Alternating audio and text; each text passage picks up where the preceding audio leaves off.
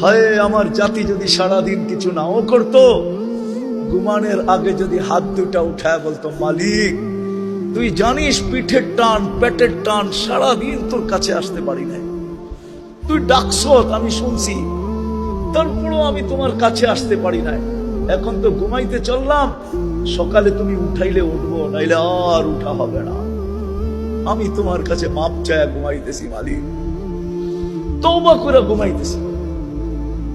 কসম, মুসলমান যদি এতটুকু করত, নারী যদি করত, পুরুষ যদি করত, যুবক যদি করত, বৃদ্ধ যদি করত, ইস্তেগফারের বরকত আপনারা জানেন না যে ইস্তেগফার কত বরকত নিয়ে আসে।